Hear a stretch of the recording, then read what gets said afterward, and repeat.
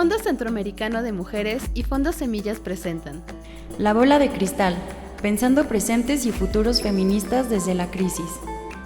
Un espacio para detonar preguntas, diálogos, reflexiones y arrojar algunas posibles respuestas en torno a las justicias que queremos.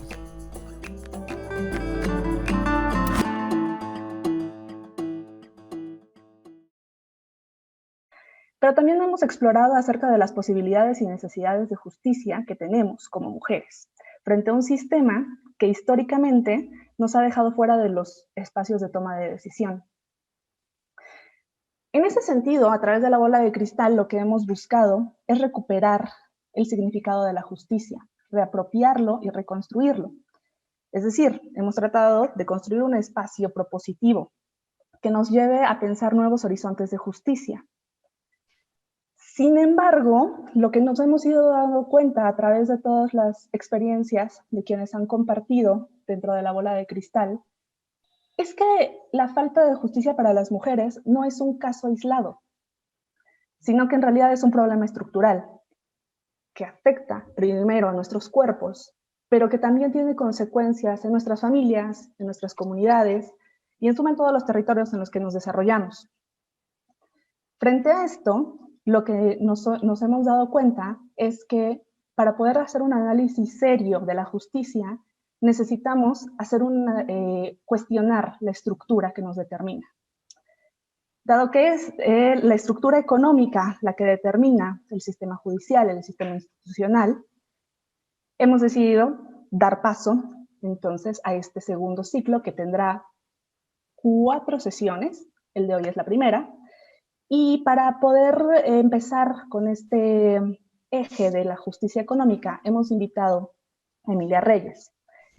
Emilia, desde una perspectiva feminista, nos va a introducir en el tema de la justicia fiscal, mencionando cuáles son los efectos de la política fiscal y la deuda en los países, es decir, a nivel macro, pero también a nivel micro de nuestros cuerpos feminizados, introduciéndonos a la necesidad de pensar en una justicia redistributiva que ponga en el centro el bienestar de las personas, de las mujeres y del planeta.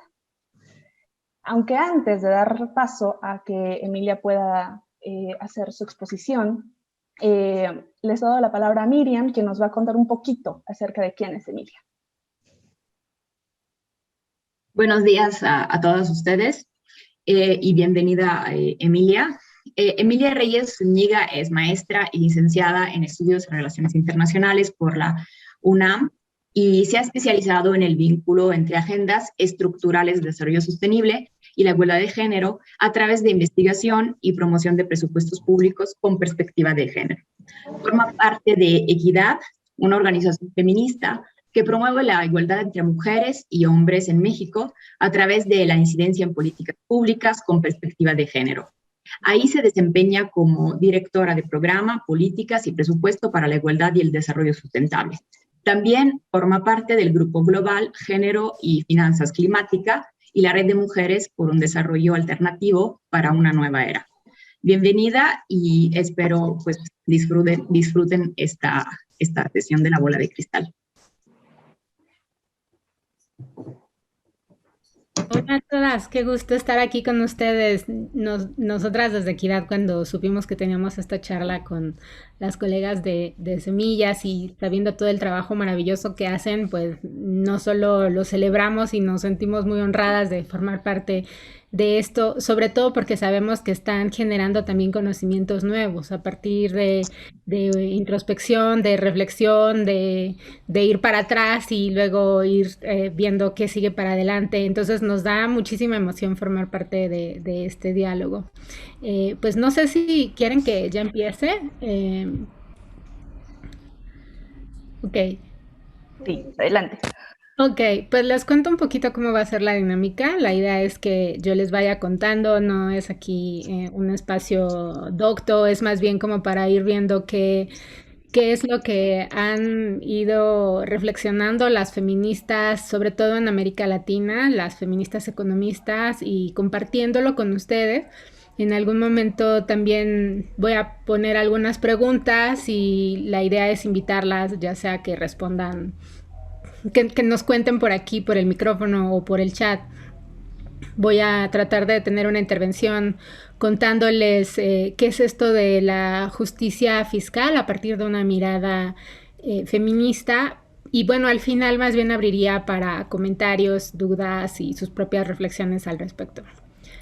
Bueno, déjenme contarles un poquito de Equidad de Género. Nuestra organización es una organización feminista mexicana que tiene 2 programas sustantivos. El primero es el de derechos sexuales y acceso al aborto legal, y esa dirección tiene un trabajo de múltiples direcciones, tienen un trabajo con organizaciones de base muy importantes, incluso con metodologías diferenciadas para trabajar con mujeres indígenas, mujeres rurales, mujeres jóvenes, mujeres que están en universidades, en fin, tenemos como distintas metodologías precisamente para ir viendo cuáles son sus necesidades e intereses diferenciados, pero además hacen un monitoreo muy específico de la política pública y los marcos normativos sobre esos temas. Entonces, pueden estar haciendo, por ejemplo, monitoreo del sistema de salud, llegan y dicen, pues yo soy se disfrazan como una usuaria de distintos perfiles y van y monitorean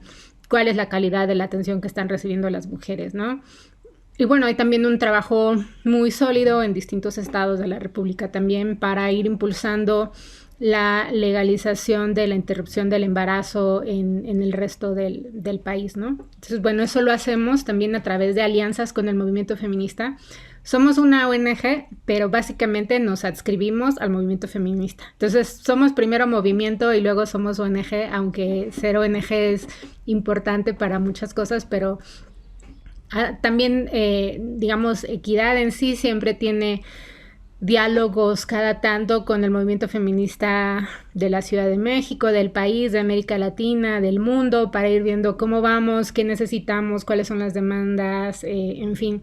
Eso es algo muy importante de Equidad. Y la dirección que está bajo mi cargo es la de Políticas y Presupuestos para la Igualdad y el Desarrollo Sostenible.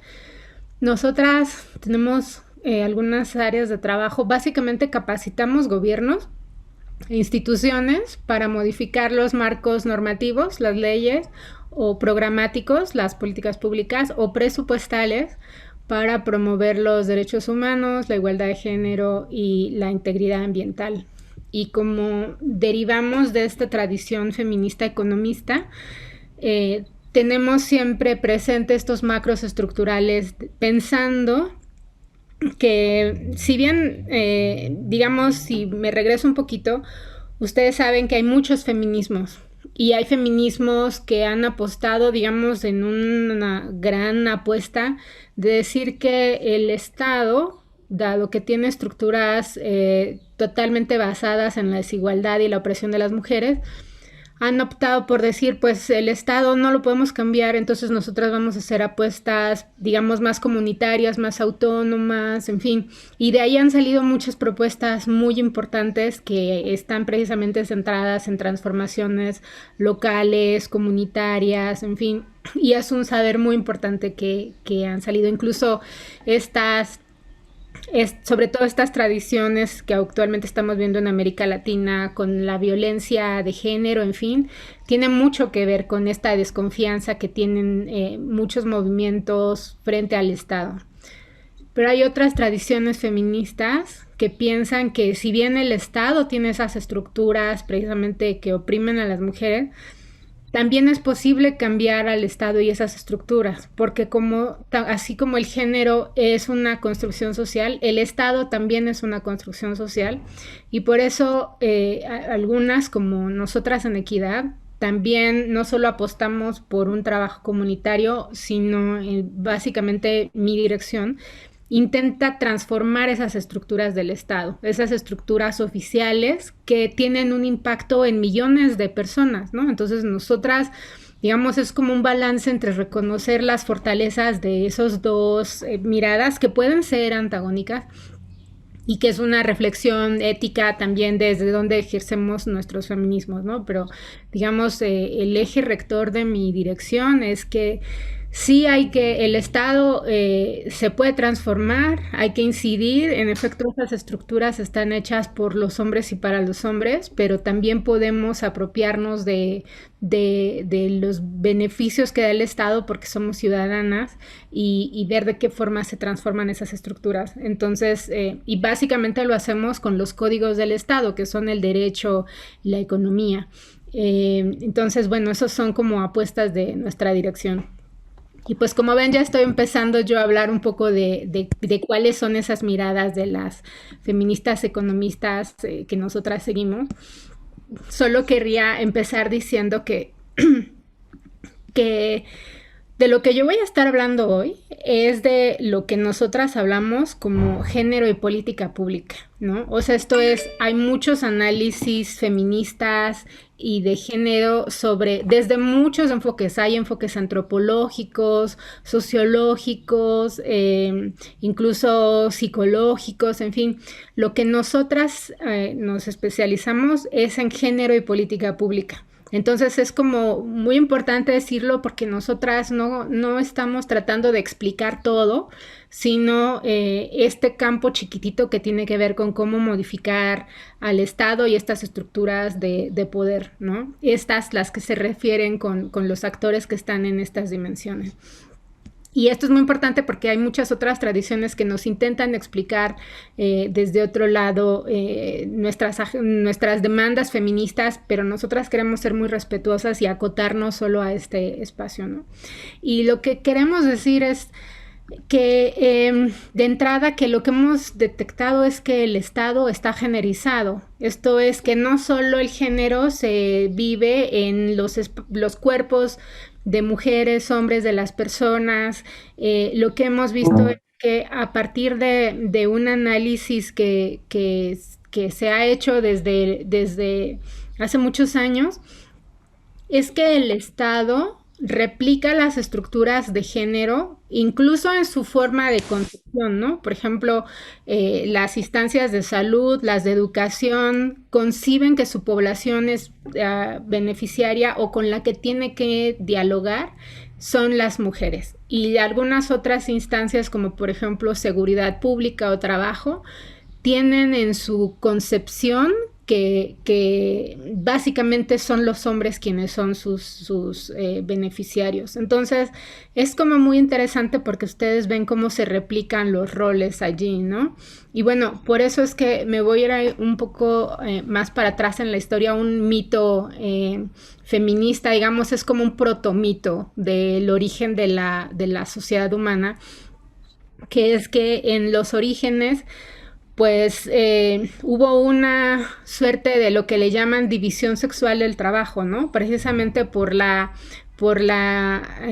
relevancia y por las limitaciones tan fuertes y también por digamos, por la exclusividad en la reproducción que tienen las mujeres, sí hubo una división del trabajo en todas las culturas, donde las mujeres, precisamente por este vínculo anatómico, es que ellas tuvieron mucho más unas tareas sedentarias de cuidado, a lo que se le ha llamado la reproducción. Y los hombres tuvieron asignaciones de sus actividades en términos de seguridad, de provisión y de toma de decisión. Y si ustedes ven, ha sido muy interesante porque las feministas dicen siempre que las mujeres fueron en realidad las que inventaron la agricultura. Por esa facultad de sedentaria de estar en las sociedades, la agricultura es básicamente un invento femenino. Y en los libros de historia nos dicen, pues la humanidad, el hombre, y no. Pero a cambio también hay un aporte de los hombres fundamental a la historia de la humanidad, que es el Estado. Si se dan cuenta, el Estado tiene en el centro de sus mandatos precisamente estos tres elementos que le tocan a los hombres en la división sexual del trabajo: tomar decisiones, seguridad y proveer.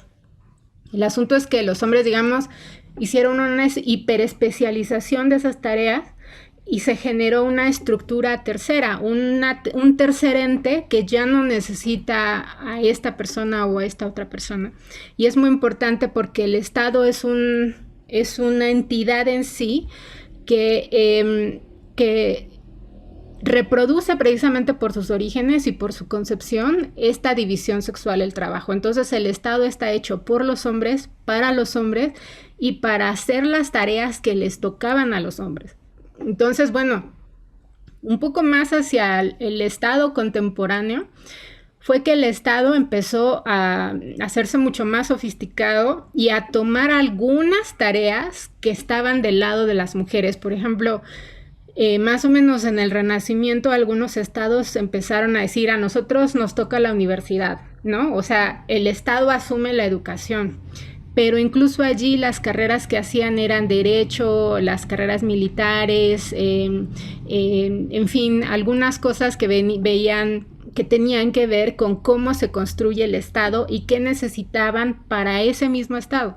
Entonces es muy interesante cómo hasta apenas también, por ejemplo, casi que en el siglo XX, es cuando los estados empiezan a decir, la salud también la tomamos nosotros. Y empezaron a tener sistemas de salud público. Pero en momentos de crisis, si ustedes se dan cuenta, cuando los gobiernos dicen, ya no tengo dinero, hay una crisis de lo que sea, voy a cortar mi gasto. ¿En dónde cortan gasto? En educación y en salud y en gasto social, porque asumen, esas no son mis principales tareas. ¿Y dónde ustedes han visto que le cortan a seguridad o se recortan ellos mismos en sus tomas de decisiones? No, porque el Estado se concibe como mis principales tareas, y vean cómo se relaciona con la división sexual del trabajo, son estas que le tocan a los hombres, y las que son secundarias son estas que le tocan a las mujeres. Y ahí es una cosa muy peculiar, porque lo que queremos decir es que el Estado es una entidad tercera de tal peso, que en realidad ahora no necesitamos esa generización de la tarea del Estado, porque ahora el Estado tiene instituciones que permanecen a lo largo de generaciones independiente de las personas, y sí puede ahora, ya lo hemos comprobado, cómo sí puede, independientemente de si eres mujer, hombre, de tu identidad, en fin, decir, pues cualquier persona puede hacer esta tarea, cualquier persona puede educar, cuidar, vigilar las calles, hacer ingeniería urbana, en fin, el Estado sí lo puede hacer. Y bueno, en el siglo XX también sumamos una herramienta más al Estado, que es el Marco de Derechos Humanos, y que es fundamental porque esta entidad tercera de pronto tiene unas facultades propias que no son pertinentes al nivel individual. Es el Estado el que está mandatado a garantizar los derechos humanos de todas las personas, independientemente de cómo sea la diversidad asumida y vivida por las poblaciones. Entonces, el marco de derechos humanos es muy importante porque ahora tenemos no solo la convicción material práctica de que cualquier persona puede entrar a trabajar en cualquier sector, sino que además el Estado tiene el mandato de hacerlo así, de garantizar que no puede discriminar, que no puede decir, pues porque tú eres mujer aquí no entras, porque tú no me dices si eres mujer o hombre no vas a entrar, porque tú eres indígena no vas a tener este servicio. No puede el Estado. Al contrario, tiene un mandato de reducir las desigualdades derivadas por la discriminación o por la omisión, en fin. Entonces, es algo muy importante lo que les quiero decir, porque a veces parece que las soluciones son en el nivel individual o local, pero lo que estamos tratando también nosotras de focalizar es que hay que modificar estas estructuras que también están allí, porque estas de hecho impactan en millones de personas en este nivel. Aunque nosotras cambiemos en lo individual y digamos voy a cambiar a los hombres en mi comunidad, si hay hombres también, por ejemplo, que ya tienen permisos de paternidad, pero que los va a sancionar su jefe, o que no pueden tener acceso a espacios de cuidado, pues vean que aunque un hombre diga, pues yo sí quiero cambiar, las estructuras mismas no lo van a dejar. O una mujer, eso del empoderamiento de las mujeres ahora. Aunque una mujer quiera ser muy libre y diga, a mí no me va a frenar ser mujer, bueno, pues es que le van a pedir su prueba del embarazo cuando vaya a pedir empleo, o no le van a decir que las mujeres no pueden dirigir, en fin, la van a acosar en la calle cuando salga. Entonces hay cosas que no se quedan en el nivel individual, y por eso tenemos que ver este nivel estructural que nosotras le llamamos, ¿no? Y entonces la relación entre lo individual y lo estructural, o digamos lo micro y lo macro, a partir de este trabajo que hacemos con el Estado, que es lo mezzo, ¿no? Esto a nivel intermedio, ¿no? El Estado es una entidad en medio de esas estructuras que es muy importante modificar. Y por eso es que nosotras trabajamos en ese nivel. Y bueno, solo para meter el tema también fiscal y de las desigualdades globales, les quiero decir que ya Federico Engels, ¿se acuerdan que estas tradiciones del materialismo histórico que nos decían que la clase es el punto de desigualdad más importante? Engels en este libro que escribe sobre la familia, la propiedad privada y el Estado, él dice, hay una división sexual del trabajo, que es que en las casas las mujeres hacen una cosa y los hombres hacen otra, y las sociedades tienen una división sexual del trabajo. Pero también Engels dice, hay una división global del trabajo, donde los países del sur, los países pobres, proveen de mercancía, y los países ricos las modifican industrialmente. Y esas dos nociones de la división global del trabajo, donde unos países se dedican a una cosa y otros las transforman industrialmente, es muy importante, porque también queremos enfatizar aquí que las mujeres, con este trabajo que hacen, están, por un lado, sosteniendo la economía global, y dos, que los países del sur, los países pobres, también sostienen la economía global. ¿Y por qué digo que las mujeres sostienen la economía? Aquí tengo yo mi filtro de mi Zoom, no sé si lo alcanzan a ver.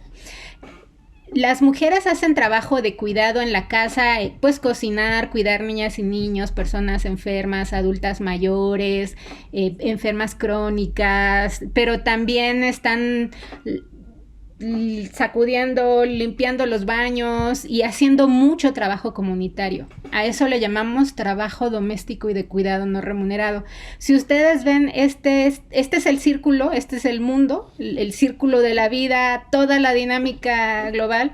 Si ustedes ven toda esta dimensión, que son 2/3 partes del valor generado económicamente en el mundo, es trabajo no pagado, trabajo de cuidado y doméstico no remunerado. Esta partecita de aquí que tiene franjas amarillas es trabajo voluntario. Ese es muy importante, pero vean que es un valor chiquitito. Y apenas esta franja rosa esta es la economía formal, la que conocemos cuando nos dicen que ya bajó la bolsa, que este es el Producto Interno Bruto mundial, en fin, esto es esta partecita.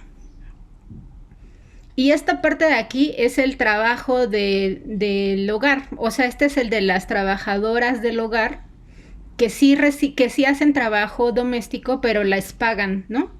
Que además sabemos que en esta parte pues hay mucha discriminación, hay explotación, es una precarización, pero vean, es muy importante, les quiero decir, aquí básicamente están las mujeres en la mayor parte del círculo, y aquí también en el trabajo remunerado están las mujeres, porque aquí estamos cuando hacemos un trabajo, cuando estamos empleadas, cuando estamos vendiendo gelatinas afuera de las escuelas, cuando estamos vendiendo nuestras semillas, aquí también estamos las mujeres. Entonces vean cómo este círculo es muy interesante, porque nos dice que si un día los hombres pararan de trabajar por completo, porque básicamente los hombres trabajan aquí, los hombres están trabajando cuando les pagan, los hombres no hacen trabajo que no les pagan, aunque sea muy precarizado, y sí, por supuesto hay hombres muy pobres, pero estos hombres básicamente trabajan cuando les pagan. Entonces vean que si los hombres pararan un día de una semana de trabajar, pues sigue todo este círculo sosteniendo la vida, sosteniendo la economía mundial.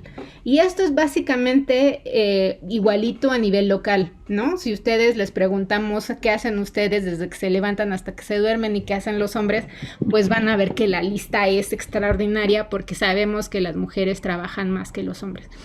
Entonces, esto lo que les queremos decir es algo brutal. Las mujeres subsidian la economía global. Cuando decimos subsidian es que quienes trabajan aquí, quienes se benefician de riqueza, de extracción, están en realidad explotando y descansando en quienes están aquí. Y estas son básicamente las mujeres. Pero además sabemos que cuando las mujeres están en esta dimensión productiva pagada, la única que conoce la economía formal es esta que circula en el mercado. La economía ortodoxa normal, la que le enseñan a los estudiantes en la escuela, no habla de esta. Solo habla de esta rosita y esta un poquito moradita a veces. Entonces, lo que les queremos decir es que las mujeres cuando se insertan aquí, además están en los niveles más precarizados, informales, menos pagados, más explotados, casi en todo el mundo, pero bueno, en México, en América Latina, el 60% de las personas en empleos informales son mujeres. Entonces, bueno, y además ustedes han oído sobre la brecha salarial, que incluso en espacios mejores pagados, las mujeres les pagan menos, en fin. O sea, es una situación, por eso las mujeres subsidian la economía, porque no solo están aquí, también están, digamos, en esta parte acá, sosteniendo todo lo demás en este pedacito que son los hombres, que son el otro 50% de la población, ¿no? Entonces esto es el 50% de la población mujeres y este es el otro 50% que son los hombres. Por eso es un nivel grotesco, así como lo estoy poniendo, pero estos son datos de estimados de costeos que hacen las feministas. No tengo tiempo para explicarles bien eso, pero creo que ya ustedes han hablado del tema, pero es muy importante saber de dónde vienen estas estimaciones. Pero a todo esto les quiero decir que es muy importante la otra dimensión, que es la de la división global del trabajo, porque digamos, si pensamos que este es un mapa, los países ricos están aquí, de hecho es un pedacito así chiquitito, y el resto son los países pobres.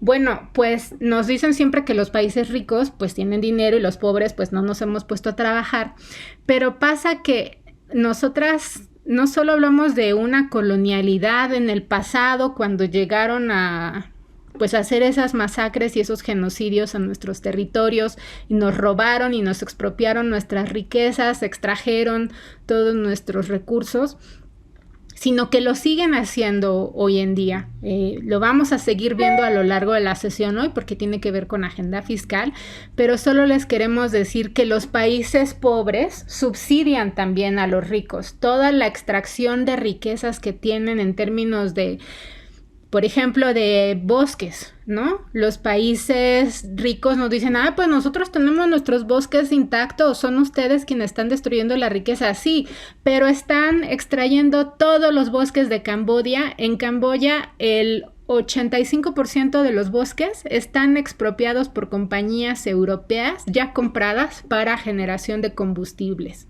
Entonces, claro, tú vas a Alemania, a todos estos países, Noruega, Canadá, que se precian de tener sus recursos naturales, y nosotras sabemos que Canadá tiene todas sus industrias extractivas asesinando a nuestras defensoras en todo Centroamérica y Latinoamérica. Entonces es muy importante ver cómo esa división del trabajo significa que mientras acá están privilegiando flujos financieros y digamos también comprando la destrucción del sur para seguir manteniendo estos estilos de vida que nosotras llamamos depredadores, extractivistas, los impactos los vivimos acá, ¿no? Y vamos a ver después el asunto de deuda y cambio climático, que es absolutamente aberrante. Pero bueno, antes de seguir les quiero decir una última cosita, y que es que si este esquema nos queda muy claro, que hay una condición estructural de explotación sobre las mujeres. Nosotras hablamos de la condición de género, que no importa quién seas, por el hecho de ser mujer hay una condición de desigualdad estructural por esto. Pero también sabemos que pues esto no es ahistórico sin contexto, ¿no? Entonces hay otro concepto que usamos que es el de la situación de género, que es ¿dónde estás tú? ¿Dónde te tocó nacer? ¿Qué cuerpo tienes? ¿Qué edad tienes? ¿Qué creencia tienes? Y esa es tu situación de género. Y allí es donde hay muchas diferencias, ¿no? Tú puedes ser una mujer, pues que sí, o sea, estás haciendo todo este trabajo de cuidado, viendo qué vamos a comer hoy, en fin, pero no es lo mismo ser una mujer blanca, urbana, que bueno, dice, bueno, yo le voy a pagar a otra mujer para que lo haga, ¿no? Vean cómo estamos externalizando el trabajo, pero sigue siendo entre una mujer a otra mujer. Pero bueno, una mujer blanca que asume, esta responsabilidad es mía, pero yo se la pago a otra mujer. O que una mujer que diga, yo se lo paso a mi mamá o a mi abuela y se lo pasa a otra mujer. Pero en fin, hay mujeres que lo pueden hacer. Que tienen recursos, que fueron a la escuela, en fin. No es lo mismo ser esta mujer a ser un hombre joven, migrante en el desierto, que no sabe leer y que no habla español, ¿no? Cruzando una frontera. Entonces ahí es donde la situación de género puede modificar estructuras relacionales de poder. O sea que no todas las mujeres, digamos, si bien todas compartimos la condición de género, la situación de género te puede aliviar porque hace acceso a ciertos derechos. Y hay otras situaciones de género que te minimizan tu acceso a ejercicio de derechos. Entonces ahí es donde dicen, bueno, pero no todos los hombres y no todas las mujeres. Sí, esa es la situación de género. Pero eso no va a minimizar y a negar la condición estructural de desigualdad, esta de aquí.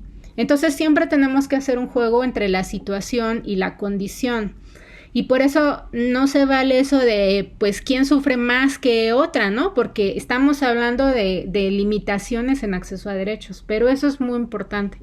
Y quizás aquí me voy a tener un poquito para preguntarles a ustedes si alguien nos puede mencionar 4 componentes de sus situaciones de género, ¿no? Si la pueden poner en el chat o si alguien nos quiere compartir, ¿no? Por ejemplo, 4 componentes de mi situación de género. Sí soy mujer y sí hago trabajo de cuidado y doméstico, pero de mi situación, pues yo soy urbana, yo tengo no tengo ninguna discapacidad, yo además acudí a la escuela y además tengo una casa mía, ¿no? Esas son mis situaciones de género que hacen que mi vivencia de género ejerza ciertos derechos y tenga otras que no tengo una casa con un terreno, por ejemplo, para trabajar. Entonces, si nos van contando aquí en el chat esos elementos de sus situaciones de género, así Nayeli ya nos empezó a decir, es urbana, universitaria, joven y soltera, ¿no? Muy bien. Y Erika fue a la universidad, tiene una casa, un trabajo remunerada, es urbana. ¿Alguien nos quiere contar en el micrófono algunas de sus situaciones de género? Bárbara allí dice que es urbana, heterosexual, también estudió. ¿Alguien que nos quiera contar aquí en el micrófono? ¿Quién se anima?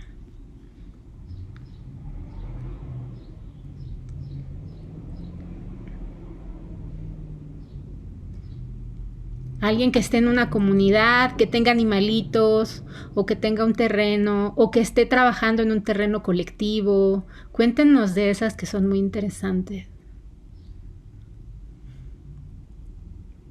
O que haya crecido en el campo y que después haya migrado, o que su familia haya nacido en un estado o en un país y después se haya ido a vivir a otro.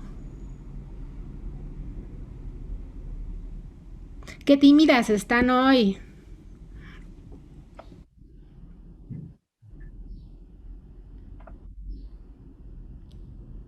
A ver, Caro ya nos está diciendo que es urbana, con educación universitaria, con hijos, con empleo y tiene una hipoteca. Esto es muy importante, ¿no? Eso ya es una señal de deuda. Alcatel 5001A dice que es urbana profesionista con casa propia, migrante por elección, muy importante, ¿no? También la condición de migración es fundamental. Alguien ahí, cuando Bárbara dice es heterosexual, también es muy importante porque genera también acceso a ciertos derechos que otras poblaciones no, ¿no? O sea, esto es muy importante porque cuando nos dicen, ay, es que las mujeres con discapacidad sufren más y estas mujeres tienen privilegios, yo creo que hay que preguntarnos sobre este término, el privilegio, porque es tener casa, tener educación, tener alimentos, no es un privilegio, es un derecho y es muy desafortunado que haya poblaciones que no tengan ejercicio de ese derecho y lo que queremos es que todas las poblaciones tengan ejercicios de derechos. Y además esa noción de privilegio lo que no nos deja ver son estas desigualdades estructurales. Aquí es donde está el privilegio y de hecho sabemos que de esto el 1% de la población tiene la riqueza del 60%. O sea, el 1% de la población tiene más o menos esta riqueza y el 99% de la población se está repartiendo el dinero generado aquí. Entonces, es muy importante porque esos sí son privilegios. Los ultramillonarios en el mundo que están destruyendo el planeta entero, esos sí tienen privilegios y esos no son ejercicios de derecho. Entonces, cuando estamos haciendo debates identitarios sobre tu situación de género, yo tengo esta frente a otra, no es de por qué tú sí tienes y por qué no, porque eso más bien marca posibles accesos a derechos y otros no. Y aquí nos comparten más, ¿no? Ahora, muchísimas gracias por compartirnos que eres indígena, inmigrante y migró para acceder a estudios, muy importante. Angélica nos cuenta que es urbana, concluyó la licenciatura, tiene un departamento no propio, con empleo, no hijos sino deudas, eso es muy, muy excepcional. Yannick es mujer heterosexual, blanca, con estudios universitarios, con precaria situación económica, en efecto, no solo el acceso a unas cosas nos quita a otra, con 3 empleos remunerados para completar el gasto, pero sin seguridad social, en efecto lo vamos a hablar aquí, y además cuida, pero además se encarga responsable económicamente de una persona más, ¿no? Y vean aquí, esta mujer cuida a este hombre financieramente. Vean cómo estas situaciones de género son además interrelacionales, ¿no? Carla es urbana, estudia licenciatura, es migrante, heterosexual. Dolores, querida Dolores, es urbana, con hijos jóvenes. Primera generación nacida en ciudad, eso también marca destinos importantes, con un compañero artista sin ingresos. Aquí de nuevo, ella es la cabeza de familia y trae los recursos con un hombre al lado. Tiene licenciatura y empleo con prestaciones. Silvia es universitaria, indígena, soltera, un pequeño patrimonio, qué bueno, Silvia, soltera, con empleo y nacida en ciudad. Entonces vean, esto también la mezcla de Silvia, es indígena pero nació en una ciudad. Briseida también tiene comunidad indígena, es rural, tiene licenciatura, con empleo, sin hijos, vive en casa de sus papás porque no le alcanza para rentar.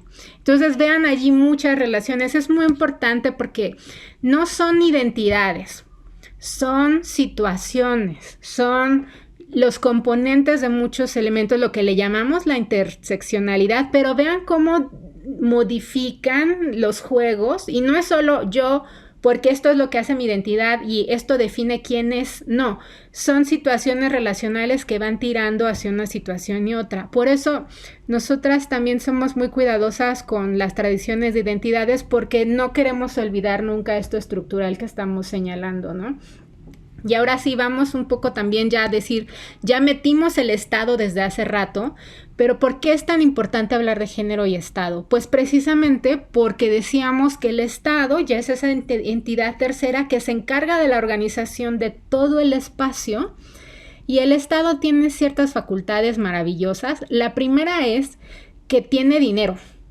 Claro, es nuestro dinero, porque vamos a ver de dónde saca dinero, pero tiene dinero, como decíamos que tiene estas instituciones que permanecen a lo largo de generaciones, independientemente de si la persona entra o sale, también tiene capacidad de mirar como desde arriba, mirar todo el panorama, y también tiene una capacidad de planear a largo plazo, porque sabe, yo aquí voy a estar independientemente de 2, 3, 4 años, no solo planeo en extensión, sino también a largo plazo.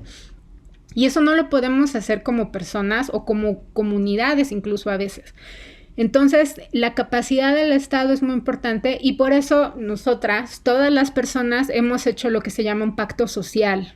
Y estamos ahora cuestionándonos de qué naturaleza es ese pacto social, ¿no? Antes decíamos, bueno, pues sí, el Estado pone impuestos, recauda dinero, pagamos impuestos, ahora vamos a ver cómo nos impactan, pero recauda dinero de la población, lo mete en una bolsa y dice, ¿qué necesita dinero? ¿Dónde vamos a gastar este dinero colectivo, esta bolsa común?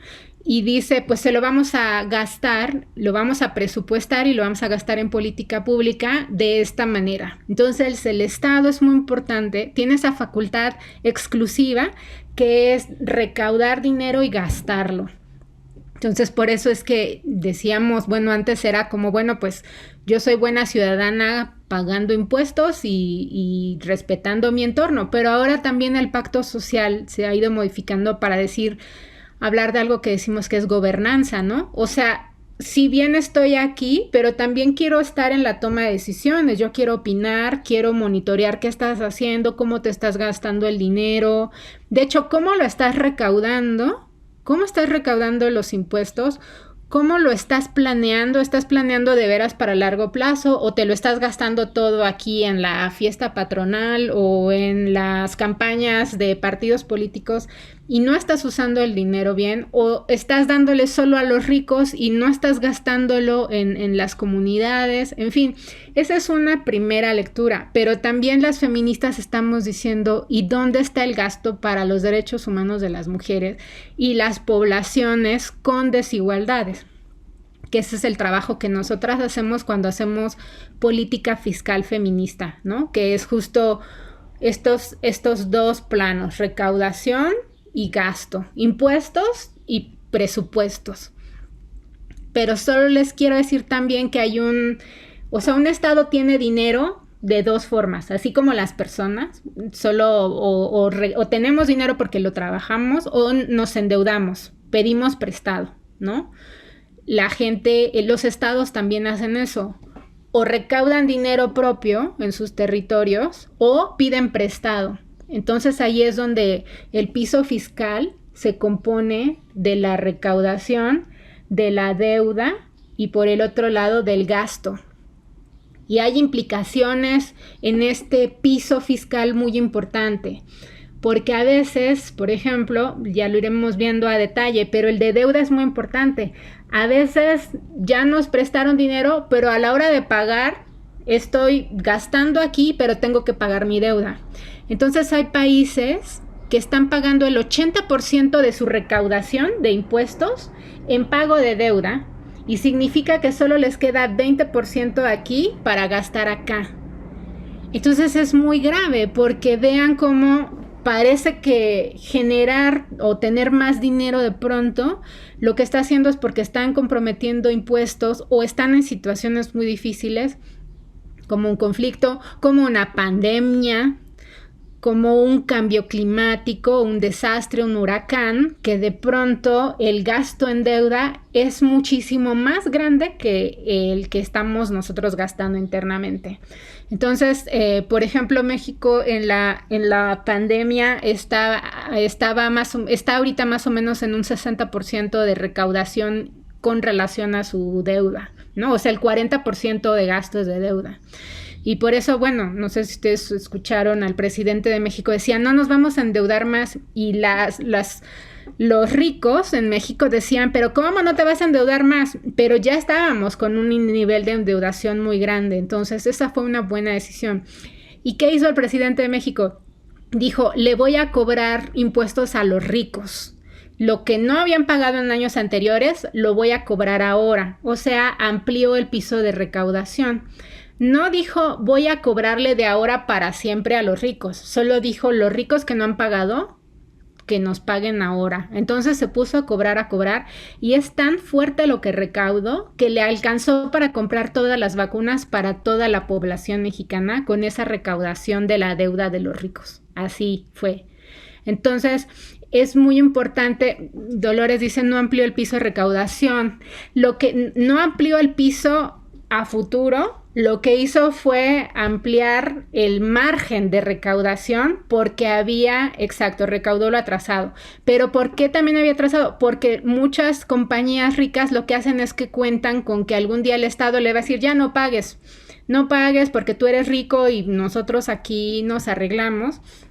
En fin, es una lógica muy perversa porque además en efecto tiene que ver con que cada una de estas dimensiones, deuda e impuestos, lo que hace es reproducir las desigualdades y también la dimensión del gasto. Déjenme ir primero con gasto y luego impuestos y luego deuda.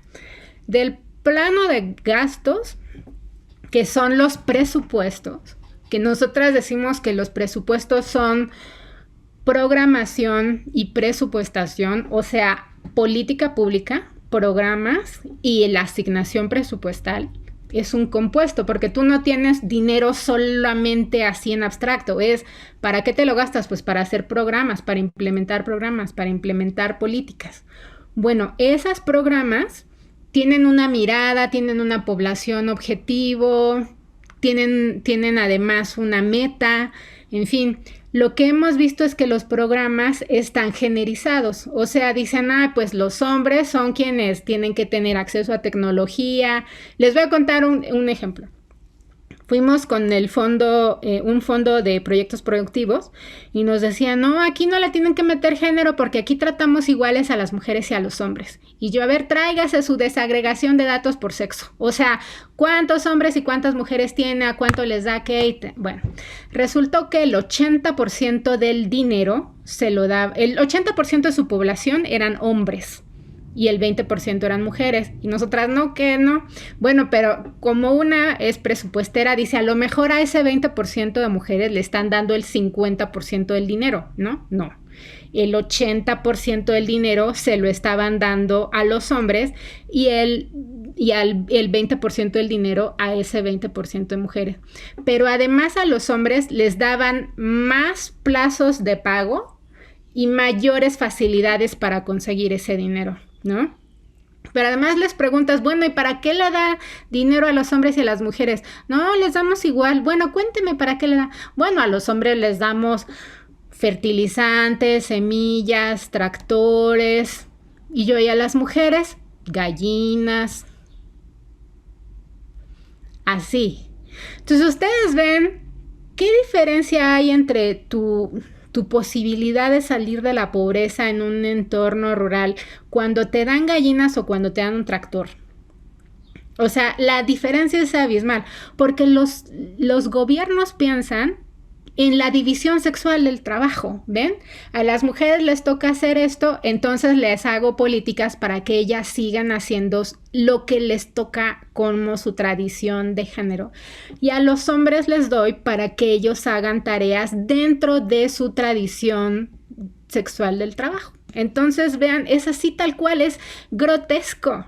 Incluso cuando vas a capacitar a los de salud, les dices, pues hagan campañas de vacunación y llamen a los papás, y dicen los doctores en nuestros talleres, bueno, sí, vamos a poner que vengan los papás, pero en una nota chiquita hay que poner que también vengan las mamás en la fila, porque ¿qué pasa si el bebé llora? ¿Saben? En verdad es que el asunto es que las funcionarias y los funcionarios públicos tienen muy metido lo de la división sexual del trabajo, y en vez de hacer políticas para la ciudadanía con acceso a derechos, lo que hacen es que gastan pensando en los roles tradicionales de mujeres y hombres, y lo grave es que esos profundizan las desigualdades aún más. Nosotras, al hacer presupuestos de género, nos hemos dado a la tarea de modificar los programas y asegurarnos que los programas pues atiendan de forma diferenciada a mujeres y a hombres. Más son mujeres ¿Con qué edad? ¿De dónde son? ¿Son rurales o son urbanas? ¿Tienen discapacidad o no? ¿Son indígenas o son...? En fin, o sea, es una desagregación de capas y capas porque las desigualdades tienen que ver con estas situaciones de género. Entonces, hacer presupuestos de género no es solo pues cuánto le das a las mujeres sino a los hombres, sino ir a esas desagregaciones y promover medidas específicas para cada grupo de población. Y cuando hacemos eso, pues es que es la misma bolsa de dinero. Luego dicen, no, si yo tuviera dinero, pues haría dinero para políticas para todo el mundo. Pero como el dinero es muy poquito, pues hacemos políticas para población en general. Y nosotras les decimos, cuando haces política para población en general, estás tratando igual a desiguales. Y entonces estás dejando que los que tienen más sigan acumulando más y quienes tienen menos, pues que además puedes estar incluso profundizando desigualdades. Entonces, bueno, hay metodologías específicas para eso. Si les interesa, les podríamos contar más. Pero es muy importante porque se trata de cambiar ¿por medio de qué? Pues de instrumentos técnicos como diagnósticos, el uso del marco de derechos humanos, de principios como no discriminación, de metas que reduzcan la desigualdad entre mujeres y hombres. Por ejemplo, este fondo que yo les contaba de 80-20, se pusieron una meta de ir incrementando a mujeres más fondos y además capacitarlas más y ayudarlas a llenar sus solicitudes de préstamo, más acompañarlas a lo largo de la implementación, porque las mujeres también tienen más retos para implementar sus proyectos. En fin, con muchas medidas en paquete, en 5 años lograron volver ese fondo tan desigual en un fondo paritario 50-50, donde le daban a los hombres y a las mujeres distintas atenciones de acuerdo a lo que necesitaban. Y solo así es que pudieron lograr el 50-50. Entonces, sí se puede, pero tienen que hacer eso, tienen que planear y tienen que ir tomando en cuenta también sus capacidades internas. El asunto de las capacidades internas es muy importante, pues porque nos pasó con el transporte Atenea en la Ciudad de México, que cuando hicieron ese transporte diferenciado para reducir la violencia contra las mujeres, los mecánicos de transporte empezaron a dejar a los autobuses sin gasolina, sin aceite, no le cambiaban las llantas. Entonces la flota estaba casi destrozada porque decían que discriminaba a los hombres. Entonces ellos hicieron como un boicoteo interno, y cuando nosotras que estábamos capacitando a transporte nos enteramos, dijimos, pues es que hay que capacitar también al personal interno y decirles por qué es tan importante que están ayudando a reducir estas cifras de violencia de género, y que sepan y que se sientan muy orgullosos de este esfuerzo institucional de vanguardia en la Ciudad de México, en el país, en el mundo. O sea, son cosas que sí son técnicas, pero también vean que son políticas sociales y bueno, son culturales, en fin. Pero nosotras pensamos que no basta solo con cambiar la cultura. Es muy importante cambiar las prácticas. Entonces, nosotras pensamos que cambiar las prácticas va de la mano de cambiar la cultura. No siempre se da, pero bueno, esa es una apuesta de mi dirección. Entonces queremos cambiar la política, cambiamos el programa como está escrito y cambiamos la asignación presupuestal para que sea más igualitario y atienda la reducción de desigualdades.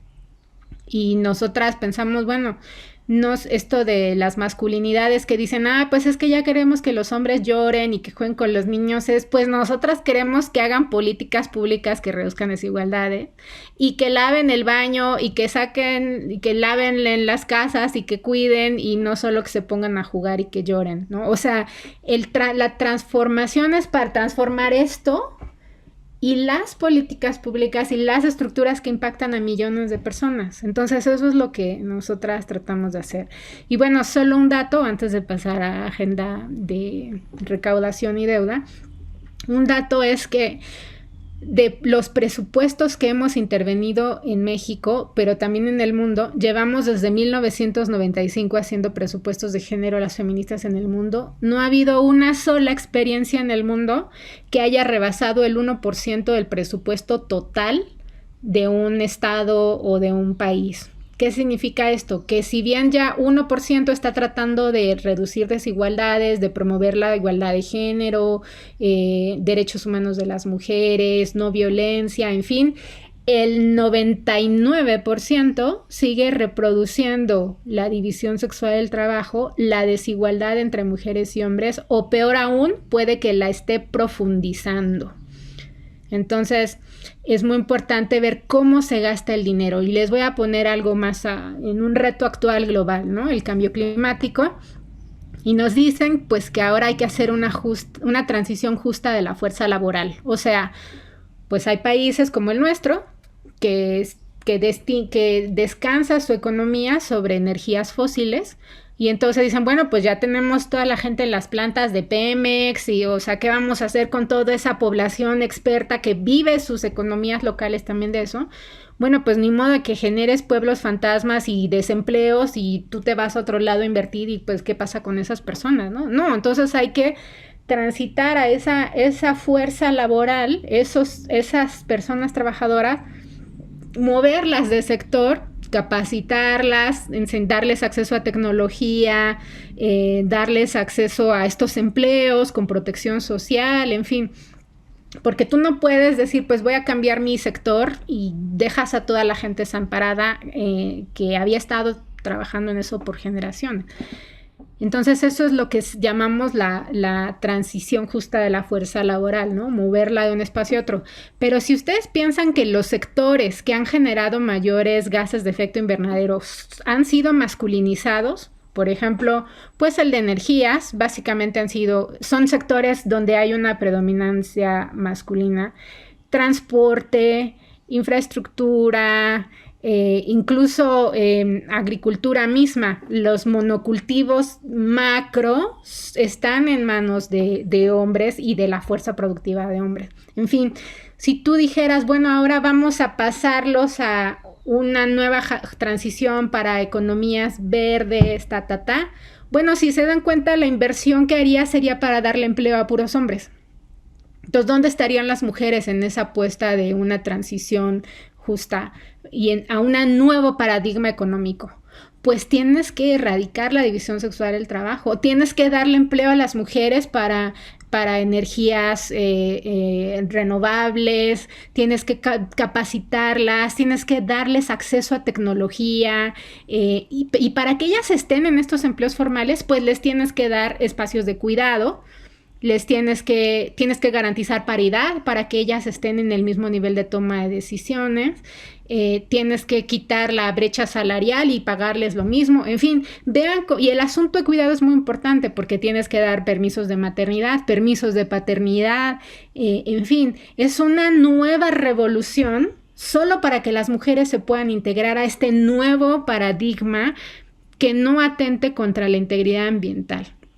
Por eso vean cómo parecen cosas chiquitas, que esto de, pues solo me toca a mí en mi casa, pero en realidad son discusiones macro y que le competen a todo el mundo. Y no, un país solo no lo puede lograr porque estamos contra inercias de cientos de años, que son además no solo inercias culturales, sino productivas, materiales, que se han generado y se manifiestan ya en la realidad en múltiples dimensiones, ¿no? No solo por eso nosotras siempre decimos que hay que articular la dimensión económica, la social y la ambiental, porque son las interacciones las que nos presentan los retos, no el análisis de cada uno en lo aislado, ¿no?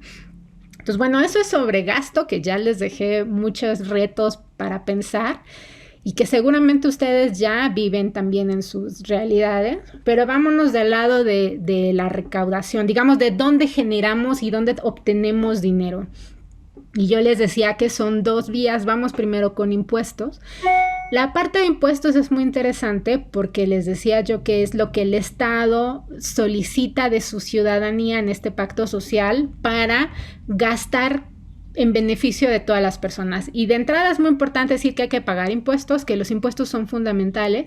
Hay quienes dicen, pues me rebelo contra el Estado y no pago impuestos.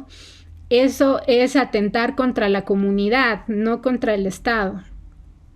el Estado de todas formas o va a conseguir dinero por deuda, pero en efecto la precariedad del gasto va a impactar a la comunidad.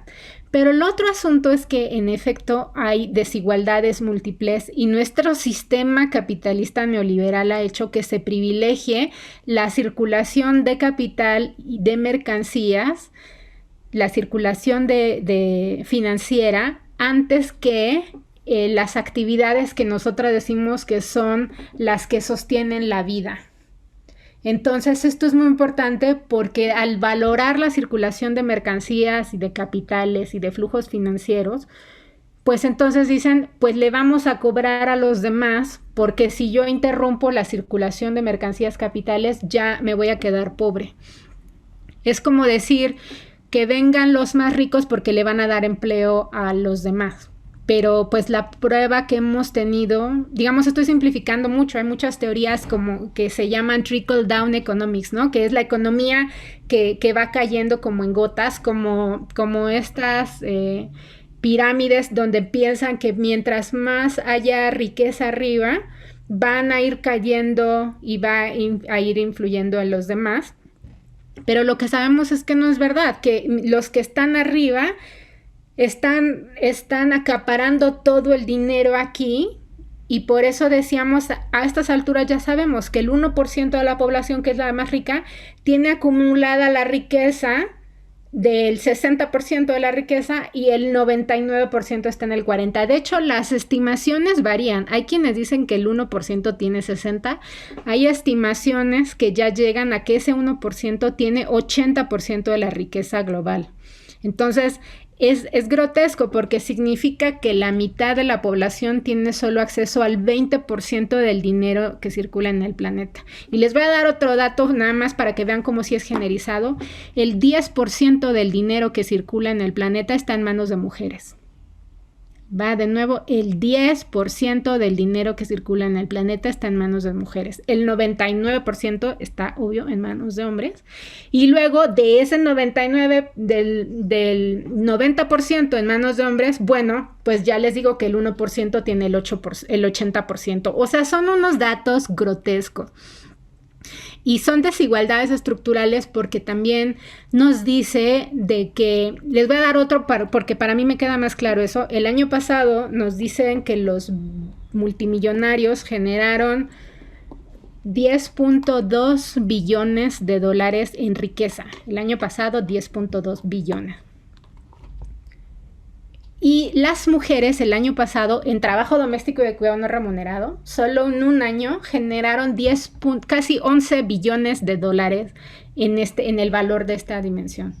Entonces, lo que nos queda claro es que del trabajo de las mujeres, estos ricos están extrayendo su riqueza directamente de este otro trabajo. Por eso no solo decimos que subsidian, sino literal es la explotación, es la extracción del trabajo de las mujeres lo que hace que estos de acá estén enriqueciéndose en beneficio y de unos cuantos, cuando la opresión están en estos niveles. Sí, puedo compartirles todas estas cifras que les estoy dando. Son de distintas fuentes, pero son muy impresionantes. Entonces, a lo que quiero decir es, por eso es que cuando hablamos de concentración de la riqueza, también estamos hablando de género y de desigualdad de género. Y por eso es que no es solo, pues soy feminista para las mujeres y hombres, tenemos que analizar el sistema capitalista neoliberal, las dinámicas extractivas que están ocurriendo, porque están precisamente sostenidas a partir de esta opresión y la extracción del valor generado por las mujeres.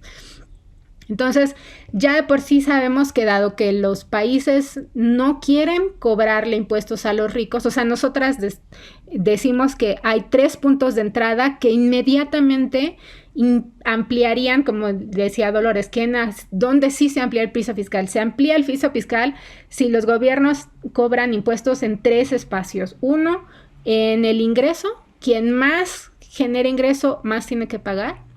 En la riqueza, quien más riqueza acumulada, más tiene que pagar. Y en los flujos financieros, quien más transacciones financieras haga, más tiene que pagar. En estas tres cosas, en riqueza, en ingresos y en flujos financieros. Y nada más nos dicen que si se incrementara un 1% de impuestos para los flujos financieros, tendríamos dinero suficiente para renovar las estructuras de salud de todos los países en desarrollo. O sea, son unos márgenes de ganancia muy impuestos.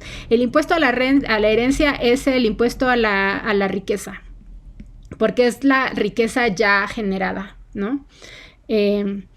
Pero frente a eso, que los países se están negando a hacer eso, lo que están haciendo es cobran lo que se llaman impuestos indirectos, o sea, al consumo. Los impuestos directos serían a esto: quien tiene más paga más. El impuesto indirecto es obligar a todas las personas a que paguen, aunque sea un poquito, de forma indirecta, que es en tu consumo. Entonces, cuando tú vas a la tienda y te tienen un precio, ya está, usualmente en América Latina, el impuesto indirecto ya está dentro del objeto que estás consumiendo, ¿no? La mercancía. Es un 16%, un 15%, un 14%, en efecto es el impuesto al valor agregado, ese es el impuesto indirecto, y entonces quien consume paga un impuesto. Y de ahí es un asunto muy grave, porque lo que sabemos es que ustedes, por ejemplo, nosotras tenemos un ejemplo muy claro para mostrar la diferencia de impuestos en el impacto en género. Los hombres usualmente hacen los gastos grandes en una familia monoparental o tradicional, ¿no? Los hombres pagan las vacaciones, pagan las casas, los coches, en fin, ¿no? La hipoteca. Ellos tienen los grandes gastos. Y las mujeres hacen el gasto chiquito, que si el pan para el sándwich, el cuarto de queso, la medicina, en fin. Esas son costos digamos, pequeños.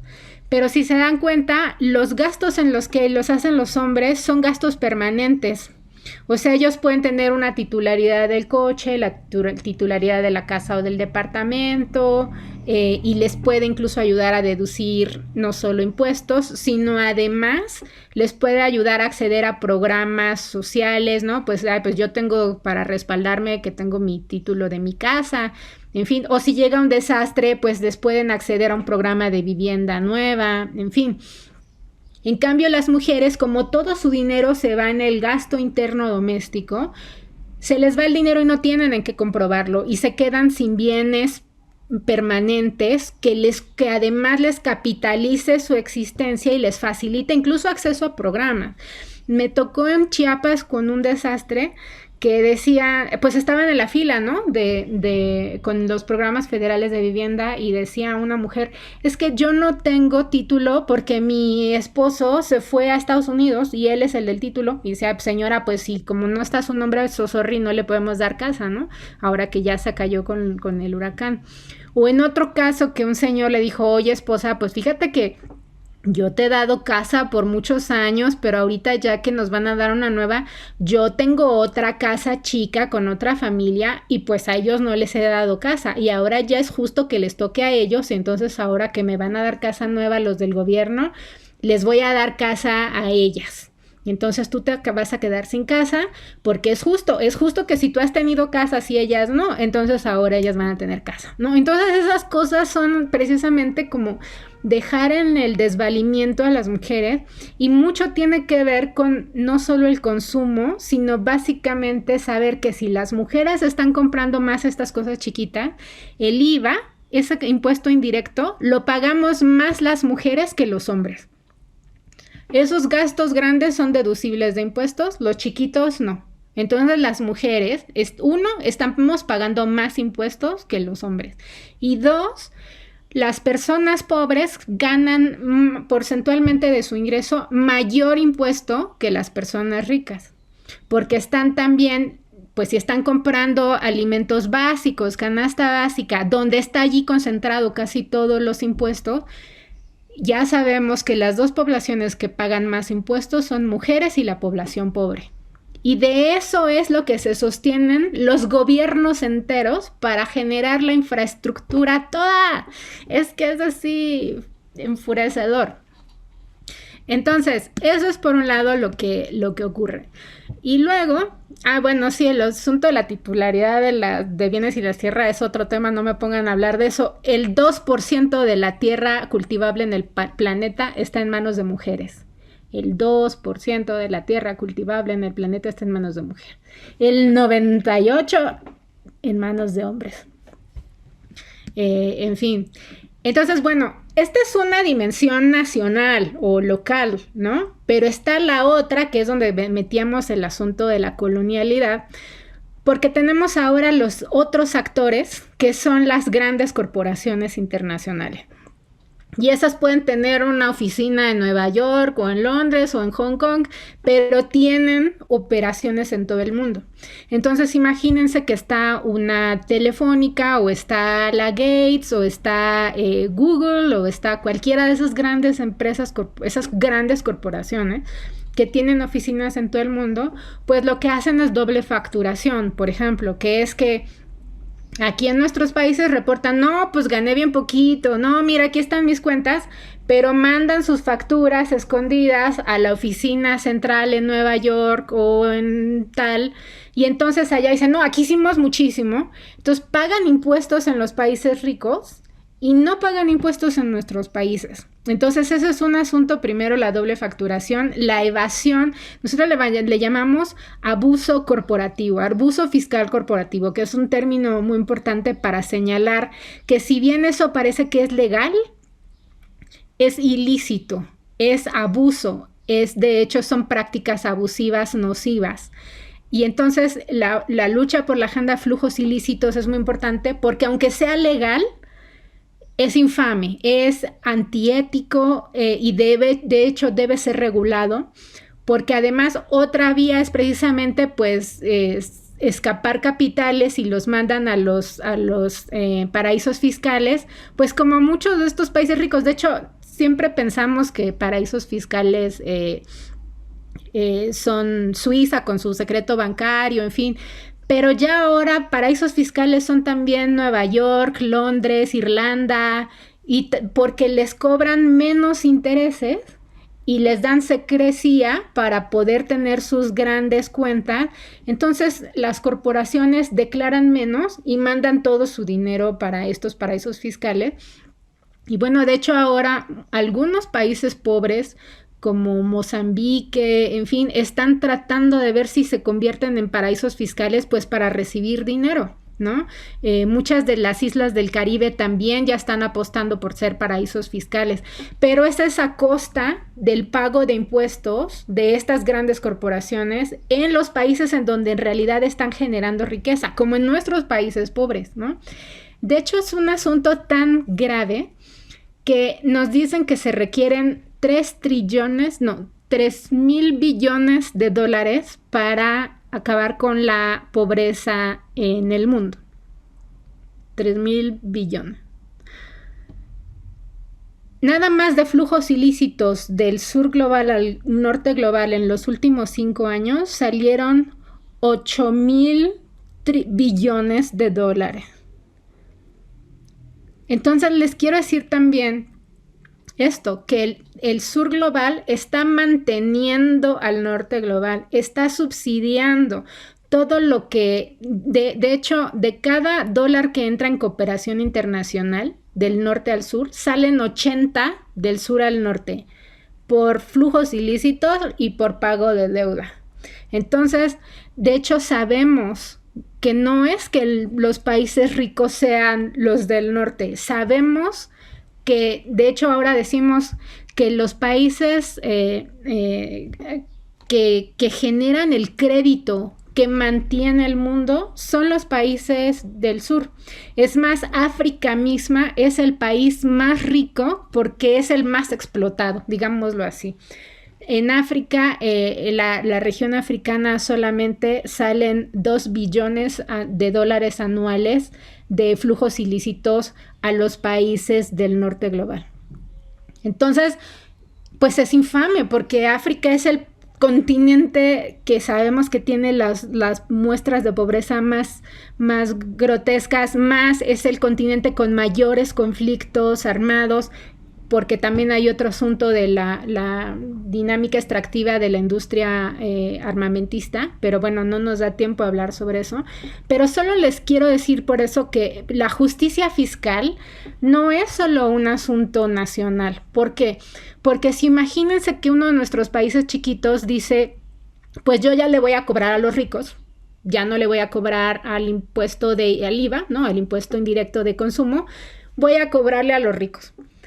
Entonces, de un día para otro dicen, yo ya voy a cobrar la riqueza, el ingreso y los flujos financieros. Ese día los ricos van a decir, sí, pues ya me voy, porque el resto del mundo me está cobrando nada de impuestos y a mí me sale más barato moverme toda y dejar aquí todo vacío con desempleo en tu país, porque todos los demás me van a seguir tratando como rey. Entonces me voy y aquí te quedas tú con tu pobreza.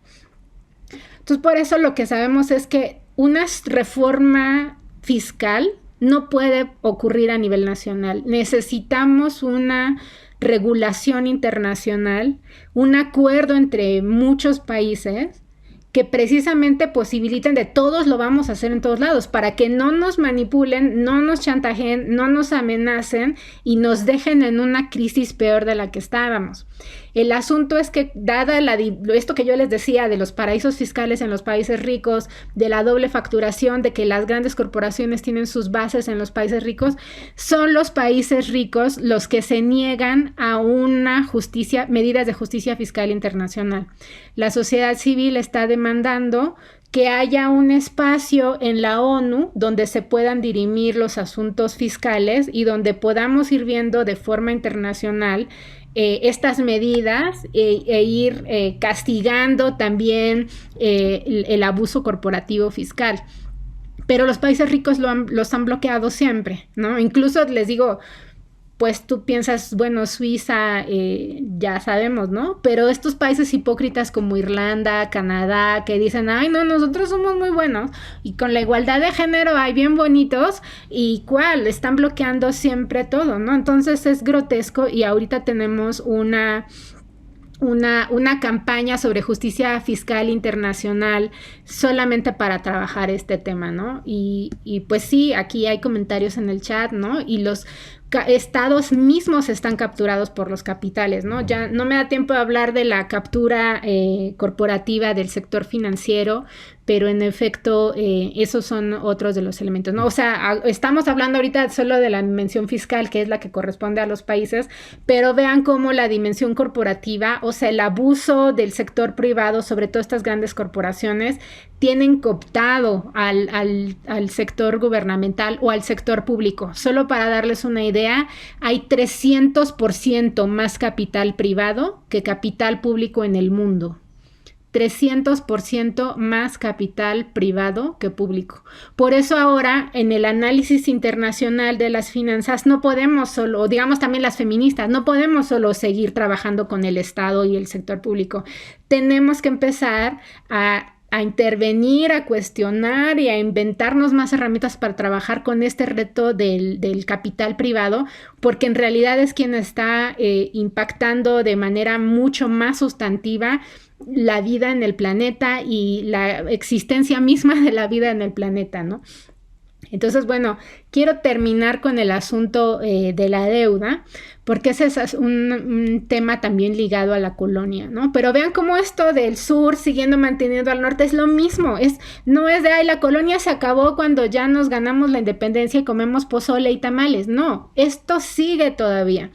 Y el asunto de la deuda está más íntimamente ligado con la colonia, porque muchos de los países, por ejemplo, en nuestro territorio, en nuestro continente latinoamericano y del Caribe, muchos de los países consiguieron su independencia apenas el siglo pasado. Y en esas negociaciones de ya déjame en paz, ya vete, se generó deuda colonial, que es justamente de, bueno, para que nosotros te concedamos la deuda, me tienes que pagar mis pérdidas de mis compañías ahora y pérdidas futuras que voy a tener por no estar explotándote a ti.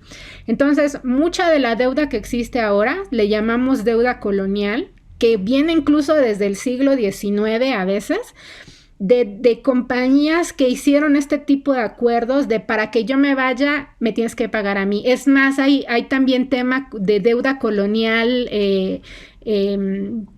de trato de esclavos, donde le pagaron a los traficantes de esclavos negros por irse y todavía le siguen pagando los estados a estas compañías que antes traficaban esclavos negros. Y obvio que no hay reparaciones para las poblaciones traficadas. O sea, es un asunto infame en muchos sentidos.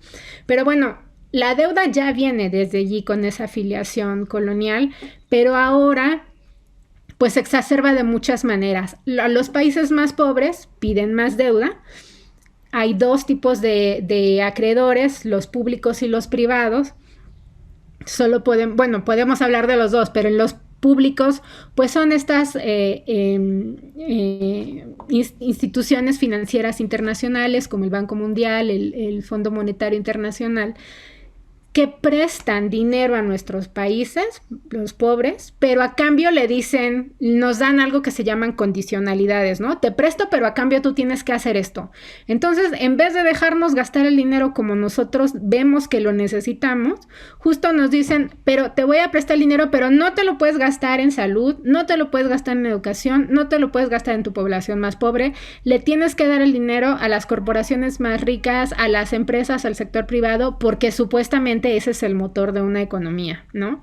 Entonces, esas condicionalidades que vienen, le llaman de muchas maneras, antes decíamos austeridad, ahora dicen medidas contracíclicas, en fin, lo que se trata es esto que nosotras le decimos austeridad y que es el recorte al gasto social. Y entonces ahorita, pues ustedes quizás han oído de la década perdida en nuestro continente, que es precisamente como el Fondo Monetario del Banco Mundial desde los 80s y principios de los 90 nos impuso medidas de austeridad tan graves que llevaron a la quiebra a muchos de nuestros países como Argentina, en fin, o sea, son temas muy graves de la historia de muchos de nuestros países. México, Colombia, en fin, hubo una escalada muy grave. Y ahora parece que estamos viviendo exactamente lo mismo, porque estas instituciones financieras nos están imponiendo lo mismo. Ahora que decimos hay pandemia y necesitamos justo ampliar gasto social, esto es, necesitamos invertir en sistemas de salud porque tenemos una pandemia y porque justo es una crisis sanitaria. Bueno, el Fondo Monetario está diciendo tienes que recortar en salud. Entonces recorta en salud, recorta en educación, no puedes dar prestaciones sociales, pisos de protección social, atender en temas de cuidados a tu población con discapacidad, en fin. Entonces eso es un tema sumamente grave. Y es más, les voy a decir un dato que a mí me enfurece mucho. El Fondo Monetario, hay en quienes nuestras organizaciones expertas en temas de deuda están diciendo que hay dinero por todos lados para resolver esta recesión económica, la crisis de la deuda, en fin. Solamente si el Fondo Monetario Internacional diera el 7% de su bolsa de oro que recaudó el año pasado, no sus finanzas permanentes, solo el oro que recaudó el año pasado. Si donara el 7%, se pagaría toda la deuda externa de los países más pobres del mundo. Y les quedaría todavía todo el resto, o sea, les quedarían como 25 billones de dólares solo de su bolsa de oro del año pasado.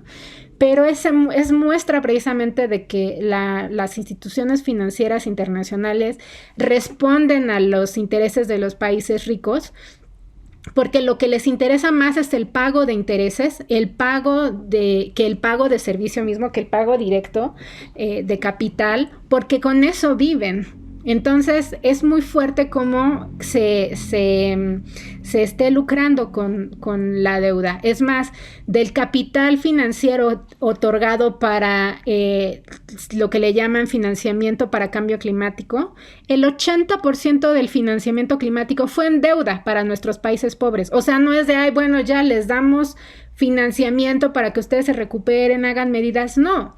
es deuda que los países tienen que pagar con intereses, entonces no es en términos de cooperación que nosotras hacemos esta distinción entre el préstamo y digamos, no recuerdo la palabra ahorita en español, es grant, bueno, financiamiento concesionado, que es les das dinero y se tiene que pagar un impuesto, pero un interés, pero muchísimo menor. No, están viniendo precisamente.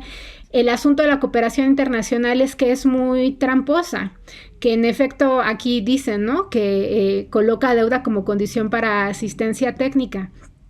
Y el asunto también es que los países ricos son los que generaron el cambio climático, pero quienes están recibiendo más impactos del cambio climático son los países pobres y los países, las islas del Caribe, del Pacífico, y son estas islas y los países más pobres los que se tienen que endeudar más.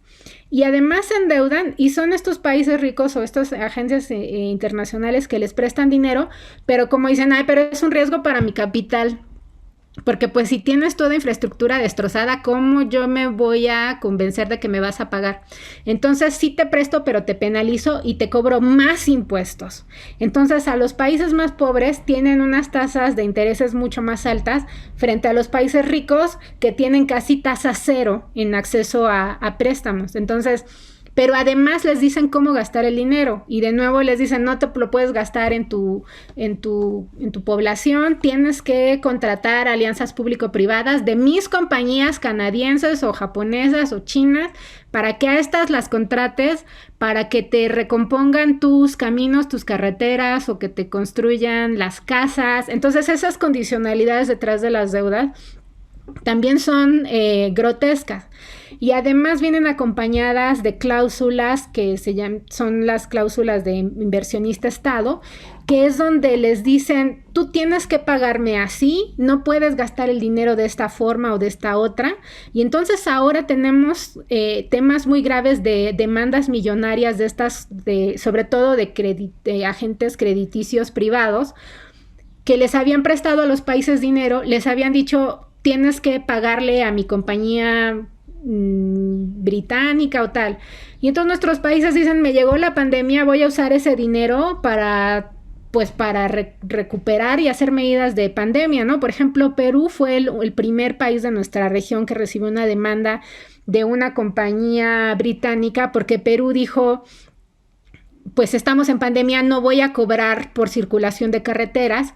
Levantó, digamos, no expropió, pero le dio la instrucción a las compañías extranjeras que no cobraran y lo demandaron a Perú por millones de dólares solo porque estaba haciendo medidas por la pandemia. Pero de la misma forma, pues nuestros países están diciendo, vamos a meter medidas de derechos humanos, medidas laborales, ambientales, ya no vamos a seguir pagando por fósiles.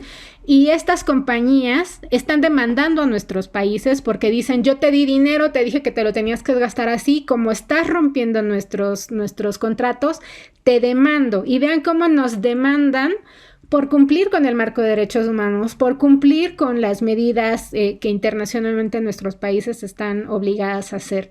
Entonces, bueno, el asunto de la deuda, digamos, el extremo más grave, porque ahora, pues, estos países, las islas, los países más pobres, tienen además el impacto del cambio climático, más la pandemia, más los efectos de tantas décadas de estar privadas de acceso real a capital y a desarrollo.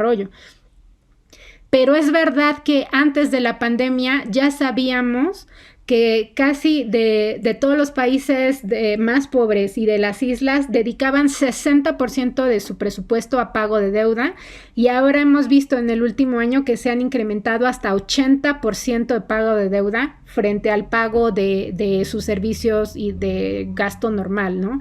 Entonces, de por sí ya desde 2017 se hablaba de que iba a venir una crisis internacional financiera derivada de la deuda. O sea, los países en desarrollo y bueno, también países desarrollados, pero los países en desarrollo estaban llevando ya a un grado tal de imposible de pagar que ya desde 2017 sabíamos que se avecinaba una crisis internacional financiera de deuda. Y bueno, ahora esto se ha acrecentado muchísimo más. Y de nuevo lo que decimos es, no se puede hacer una negociación bilateral, no es de que el chiquito se va y le ruega al poderoso, porque el poderoso obvio que siempre termina imponiendo sus condiciones. Entonces, de nuevo estamos pidiendo soluciones globales para resolver el tema de deuda en un mecanismo internacional bajo la ONU, para que se puedan resolver los temas en negociaciones colectivas y no en negociaciones bilaterales. ¿Y por qué la ONU para impuestos o para la deuda? Pues porque la ONU, aunque está muy debilitada, es el único espacio multilateral que todavía es universal. O sea, los países ricos y los pobres se sientan en la misma mesa y tienen el poder de voto, y podemos incluso como sociedad civil acceder a esos procesos y tener cosas que decir, ¿no? Frente a ahora todos estos temas están atendiéndose en la OCDE, que es el Club de Países Ricos, en el G20, otro Club de Países Ricos, G7, otro Club de Países Ricos, en el Club de París, que son los países ricos que le prestan a los pobres, y ellos son los jueces y parte, ¿no? Y evidentemente todas las decisiones la toman en sus dimensiones.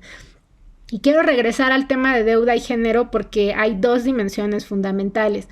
Cuando yo les decía que nos imponen con mayor deuda, mayor austeridad, o sea, mayor deuda, más se restringe el gasto en el sector social, y por la división sexual del trabajo, las mujeres están mayoritariamente impactadas en los sectores de gasto social.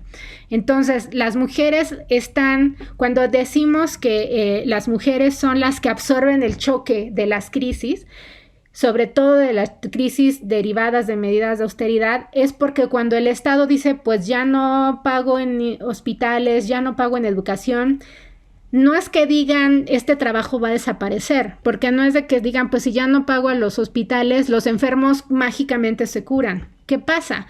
Pues que las personas enfermas ahora se quedan en casa y alguien tiene que hacer ese cuidado. ¿Y quiénes son las personas que hacen el cuidado? Las mujeres. Y ahora si ya cierran las escuelas, pues no es de que la educación se dé solita, las niñas y los niños se quedan. Y si yo cierro las estancias infantiles, las estancias de atención a personas con discapacidad, enfermas crónicas, mis programas de atención, todo eso hace que las mujeres se le incremente su carga de trabajo, además del que ya tenía. Entonces, digamos, es como si este círculo rosita se fuera reduciendo y las mujeres absorben muchísimo más este círculo. Por eso es que las medidas de austeridad y la deuda en general, a quien impacta mayormente en primera dimensión, digamos, en la dinámica macroeconómica, es a las mujeres, y evidentemente de forma general pues a la población más pobre, que es quien depende muchísimo más de los programas sociales. Y es un círculo vicioso donde las condicionalidades son dale a quien tiene más, así como los programas de recuperaciones, dale más a las grandes corporaciones en vez de a la población que está abajo, ¿no? Pero la otra dimensión de la deuda que no es tan hablada y que creo que esta serie de La Bola de Cristal quiere atender también, es que las mujeres nos endeudamos más. A nivel personal, por allí muchas en su situación de género hablaron, tenemos deudas, porque dado que tenemos menor acceso a generación de capital, las mujeres tenemos muchas deudas. Y esto condiciona nuestra independencia, no solo como es a futuro, pues a futuro ya voy a pensar que no. Nos paralizan nuestras decisiones actuales porque estamos atadas a qué vamos a hacer con la deuda. Entonces la deuda te aprisiona, no solo corporalmente en ahora qué sí puedo hacer, qué no puedo hacer, te limita las decisiones a futuro y por lo tanto te fija para siempre en un cierto destino hasta que no termines de pagarlo, ¿no? Tengo un texto muy interesante de dos autoras latinoamericanas sobre el impacto de la deuda en las personas, que se los puedo compartir. Y bueno, con las identidades de género, de nuevo, para mí es más un asunto de situaciones de género, pero en efecto, cuando tienes una cadena, lo que llamamos discriminaciones múltiples, mientras más carga de discriminaciones múltiples tengas, más condicionada tu vida está por la deuda. ¿no? Y más atada, más restringida está tu autonomía, incluso tu agencia, y por lo tanto tus oportunidades, tanto de ejercicio de derechos humanos como de decisiones y oportunidades se ven limitadas. Y es por eso que el asunto de la deuda, digamos, lo podemos entender desde lo micro hasta lo macro, y por eso es una línea que debemos atender como sociedad e involucrarnos más en estas discusiones sobre la deuda, ¿no? Pero les puedo pasar un texto exclusivamente sobre el impacto de la deuda en las personas y hace esta correlación entre micro y macro, pero también atendiendo mucho este nivel individual, ¿no? Que no nos da tiempo de hablar ahora, pero que sé que ustedes van a hablar en sus sesiones posteriores. Y bueno, con esto ya hablé muchísimo y me gustaría escuchar sus sustos, sus preocupaciones de todo lo que hemos hablado ahora. Y bueno, pues abro el micrófono para quien quiera intervenir, si quieren levantar la mano o poner un asterisco en el chat, y también vamos leyendo lo que están diciendo en el chat, ¿no? Dice también Nayeli, podríamos tener un documento de qué significa y cómo podemos hacer análisis de la economía desde un enfoque feminista y cómo transversalizar la perspectiva de género en presupuestos. Hay bastante sobre transversalización y economía feminista. Voy a anotarlo, pero hay un texto buenísimo de economistas feministas en América Latina, donde hablan muchos de estos temas. Es un libro bastante grande, pero son geniales, maravillosas, y hablan también de presupuestos y tal, pero nos ayudan también a pensar la realidad latinoamericana, ¿no? Bueno, Brenda nos habla también del crimen organizado, que pagan uso de suelo, ¿no? De forma ilegal. El crimen organizado entra también en un capítulo de flujos ilícitos, porque en efecto, digamos, entra fuera de los campos legales que hay de recaudación, y es una forma de flujo financiero, pero ilegal, ¿no? Entonces sí, también hay análisis de flujos ilícitos, y entra ahí el crimen organizado. Y en efecto, Nora ya se salió, pero nos decía en efecto que no hay presupuesto para salud, pero sí para los fondos de retiro, para rescates financieros a las grandes corporaciones, que es lo que hemos visto de forma grotesca. Ahora se sabe ya por análisis que han hecho organizaciones de sociedad civil, que el 70% del dinero de rescates al COVID se han ido a corporaciones internacionales y compañías ricas, ¿no? Es muy fuerte. Sí, Nora, voy a compartirles los materiales. Pues no sé quién se anima a compartir sus reflexiones tomando el micrófono. O a reclamarme, se vale.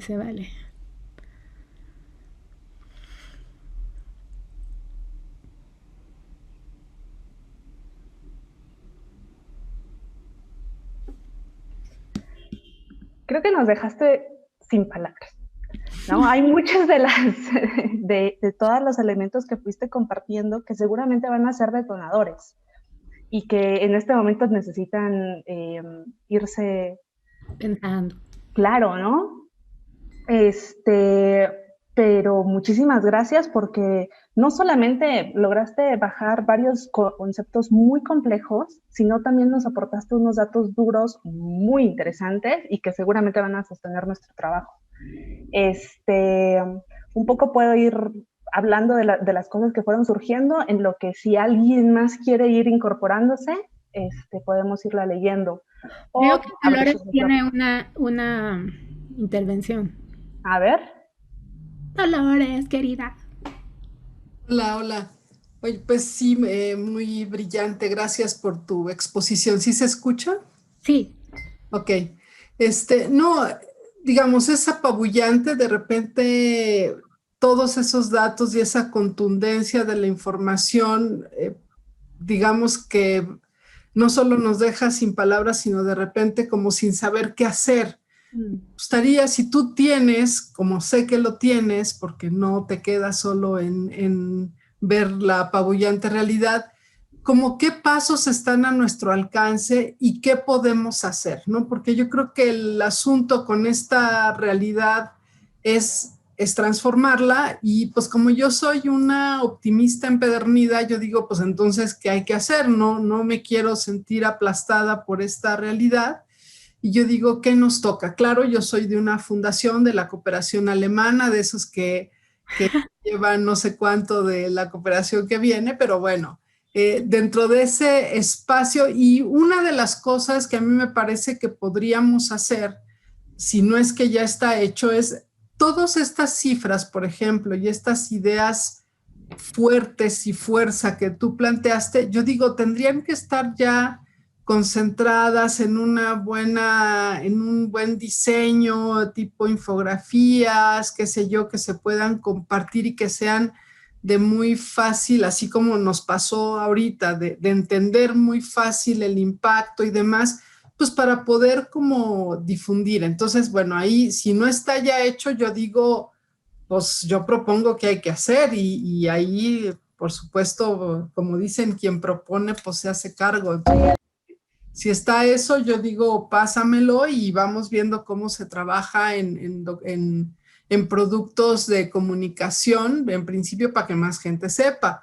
Pero ¿qué más aparte de eso, Emilia?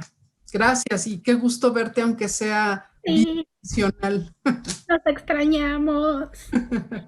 Sí, no, es una excelente pregunta. Bueno, yo les puse aquí el link de la campaña de campaña.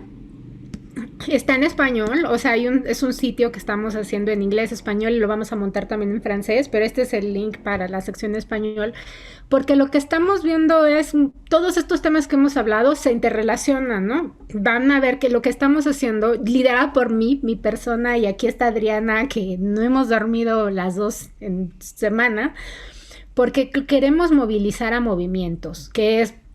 Vemos que el movimiento de deuda pues está muy metido en sus demandas, pero no han sabido comunicar de esta forma, como dices, más accesible al resto de la gente. El movimiento de impuestos están haciendo unas cosas impresionantes, pero igual están tan concentrados en sus batallas y hablando con el G20 y tal, que no han logrado bajar esta información. Que los de cambio climático, proponiendo precisamente este nuevo acuerdo global verde, que nosotras le pusimos también feminista y decolonial, pues no han logrado decirle a la gente cómo es, ¿no? Y en fin, este debate sobre las grandes corporaciones y qué impacto tienen las alianzas público-privadas, estamos tratando de difundir. Entonces, primero hicimos un paquete de paquetes, ¿no? De estas son las macrodemandas que nos impactan en el nivel individual y además a todos los movimientos, independiente de quién sea. Si no se cubren estas demandas, no vamos a poder garantizar el bienestar de las personas, de las mujeres y del planeta. Esto es punto número 1. Entonces, estamos tratando de generar materiales, digamos, verticalmente en la parte de arriba para apoyar a activistas que están en esta dimensión, pero básicamente generando el otro piso horizontal de abajo para dialogar con movimientos, porque también nos interesa ver cómo la deuda nos impacta en América Latina, cómo las alianzas público-privadas nos impacta a nosotras como, o incluso a los pueblos indígenas, a las poblaciones jóvenes. Sí, cómo se expresa en el territorio finalmente. Exacto. Y sin dejar de decir que no nos van a bastar las soluciones locales, porque más bien al contrario, es muy importante que lo local se involucre en lo global, porque lo peor de todo es que los mayores impactos los sufre lo local.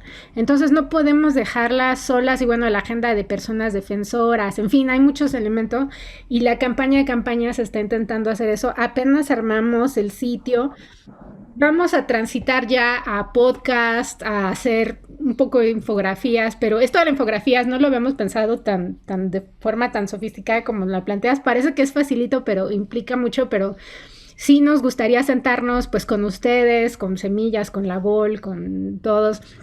La idea es invitar a movimientos a sumarse a la campaña y de hecho a decir, ¿ustedes qué quieren hacer? O sea, ¿qué les interesa esto? Y nos aliamos y nosotras les prestamos el foro, ampliamos y seguimos hablando de esto, ¿no? Y aprendemos de las otras voces porque siempre hay, mientras más hablamos, más nos enteramos de otros ángulos que son fundamentales visibilizar. Entonces, este año nuestra prioridad es la campaña de campaña.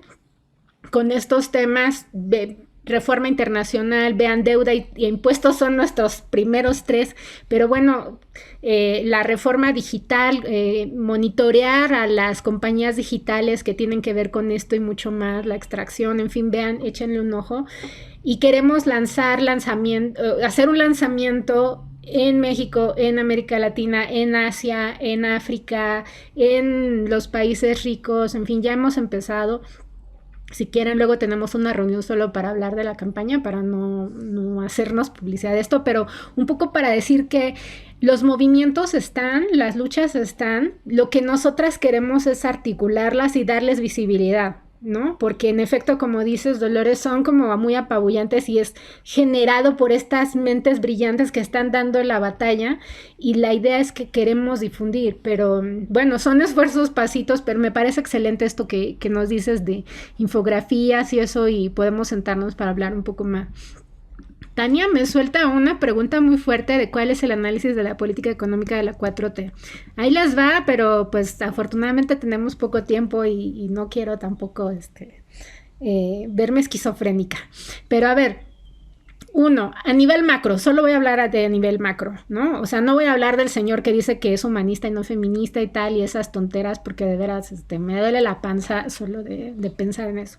Pero de forma general, en lo que hemos recomendado en todos lados es que se requiere hacer gasto social y además transferencia directa en momento de crisis. ¿Qué es eso? Transferencia directa, tal cual darle dinero a la población pobre en efectivo para que hagan lo que se necesite con eso, porque en un momento de crisis justamente la austeridad es lo peor que necesitamos en gasto social y necesitamos transferencias directas.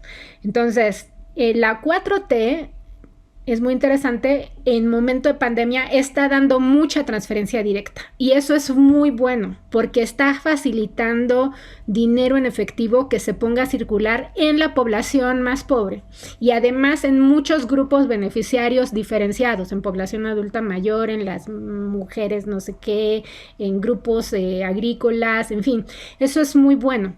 El problema es cuando porque la transferencia directa es lo más caro que puedes hacer, es que precisamente te doy el dinero todo el tiempo en vez de invertir en programas sociales, en infraestructura, en fin, en un momento de crisis es muy importante. El problema es que la 4T empezó a dar transferencias directas incluso antes de la pandemia, es decir, cuando un estado, tú no puedes basar tu proyección a largo plazo solo en transferencia directa, es el gasto más grande que puedes hacer.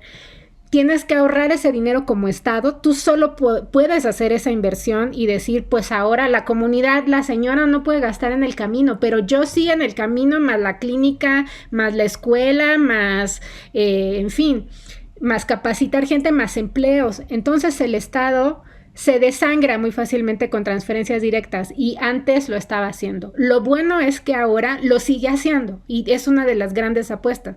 Entonces, digamos, frente a otros países en el mundo, es una de las excepciones que sí está basando en transferencia directa. Punto número 1. Punto número 2. Lo más revolucionario que hay es eso de cobrarle a las empresas ricas su recaudación y con eso pudo pagar las vacunas, literal, nos lo han dicho en 1000 veces.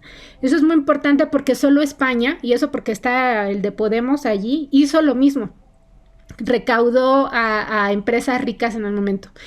Lo malo es que no está diciendo vamos a hacer una reforma fiscal para seguir cobrándole a la riqueza y a los ricos hacia el futuro, ¿no? No está diciendo ya vimos que sí pudimos recaudar y entonces esto debe ser un piso de aquí para siempre para México.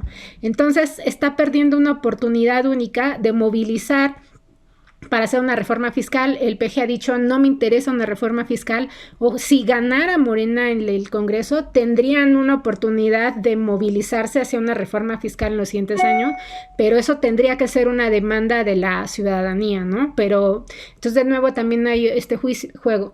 Lo que yo les decía es que hubo una renuencia a endeudarse que es muy importante porque ahorita las tasas de interés están mucho más elevadas que en periodo prepandemia, entonces que México haya recurrido a eso es de lo más importante Y el asunto de las vacunas ha sido fundamental. México y Chile fueron los únicos 2 países en desarrollo que compraron vacunas para el 100% de su población. El resto de la compra de vacunas la hicieron los países desarrollados y bueno, ustedes saben que Canadá compró 4 veces el tamaño de su población, están comprando 3 veces y además están acaparando la posible venta futura. Entonces se van a quedar con ganancias estos países ricos para las ventas futuras. Sabemos que Uganda es el país que está pagando más cara la vacuna en todo el mundo y de hecho el continente africano está pagando los precios más caros. Entonces México entra a la negociación de una forma muy inteligente porque como entra diciendo vamos a hacer un mecanismo global de vacunas, empieza a negociar al mismo tiempo para México y para el mecanismo global. Entonces por eso México entra súper rápido con capital para comprar vacuna y con una mirada de proyección para el mundo entero que le implica tener vacunas para nuestro país.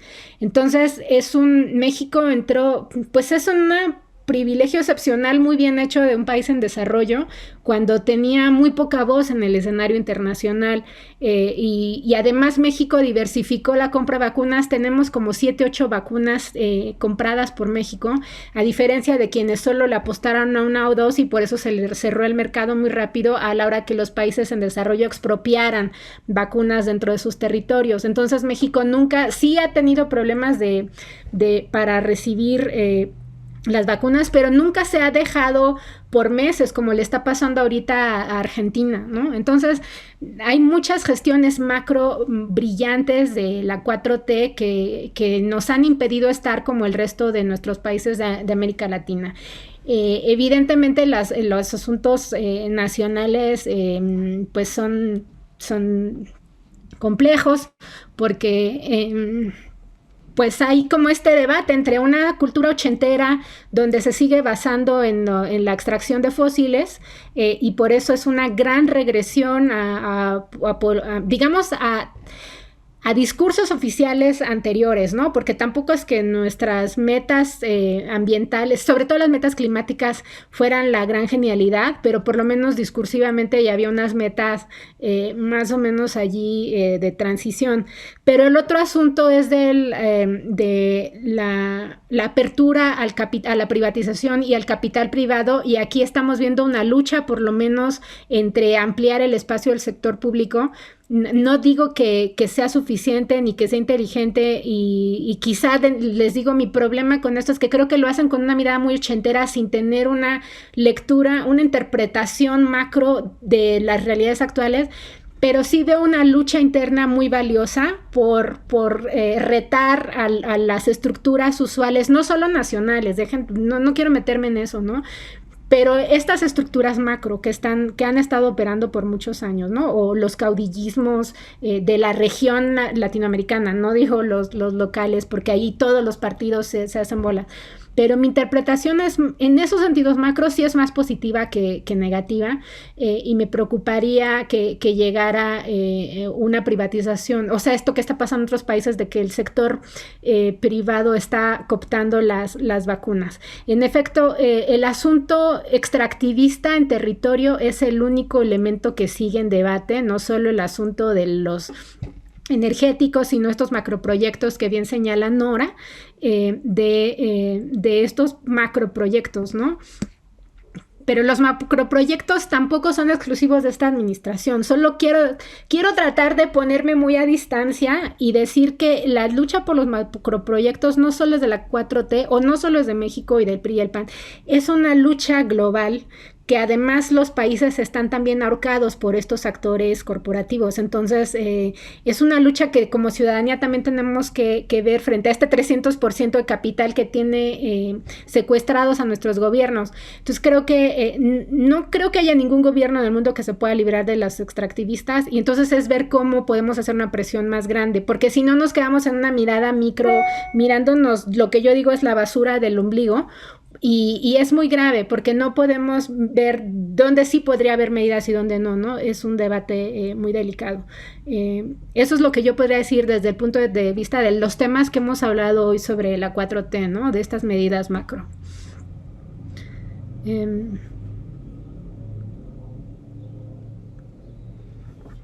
Diana. Gracias. Bueno, Emilia, pues agradecerte enormemente por tu participación.